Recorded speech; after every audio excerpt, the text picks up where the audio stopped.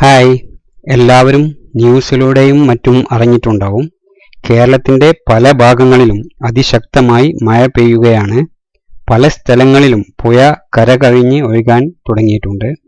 പുഴയോരത്ത് താമസിക്കുന്നവർ വളരെയധികം ജാഗ്രത പുലർത്തണം.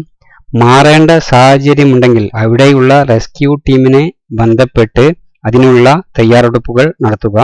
കൂടാതെ നമുക്ക് തൊട്ടടുത്ത് താമസിക്കുന്നവരെ സഹായിക്കാൻ പറ്റുകയാണെങ്കിൽ അവരെയും ഹെൽപ്പ് ചെയ്യുക. കാരണം പല ആളുകളും ഒറ്റപ്പെട്ടു പോയവരുണ്ടാകും. വീട്ടിൽ പുരുഷന്മാരില്ലാതെയും അങ്ങനെയും എല്ലാം ഒറ്റപ്പെട്ടു പോയവരുണ്ടാവും. അവരെയെല്ലാം സഹായിക്കാൻ പറ്റുകയാണെങ്കിൽ അവരെയെല്ലാം സഹായിക്കുക. വയനാട്ടിൽ ഉരുൾപൊട്ടലുണ്ടായി 100-ലധികം ആളുകൾ മരിച്ച ന്യൂസും നിങ്ങളെല്ലാവരും അറിഞ്ഞിട്ടുണ്ടാവും. ഇങ്ങനെയുള്ള സാഹചര്യങ്ങളിൽ നമ്മൾ ആവശ്യമില്ലാത്ത യാത്രകളും അതേപോലെ ഇത് കാണുന്നതിന് വേണ്ടിയുള്ള യാത്രയും, അതായത് വെള്ളം കയറിയത് കാണുന്നതിന് വേണ്ടിയുള്ള യാത്രകളും എല്ലാം പരമാവധി ഒഴിവാക്കുക.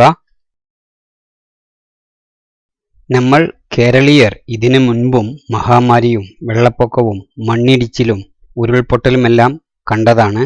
അതെല്ലാം നമ്മൾ കേരളീയർ തരണം ചെയ്തു വന്നിട്ടുണ്ട്. അതുപോലെ തന്നെ ഇതും ഈ വെള്ളപ്പൊക്കവും ഉരുൾപൊട്ടലുമെല്ലാം തരണം ചെയ്തു വരാൻ നമുക്ക് സാധിക്കട്ടെ. അതിനു വേണ്ടി നമ്മളാൽ കഴിയുന്ന ഹെൽപ്പുകൾ നമ്മൾ എല്ലാവർക്കും വേണ്ടി ചെയ്യുക. ഇതിൽ നമുക്ക് പല രൂപത്തിലും സഹായിക്കാൻ പറ്റും.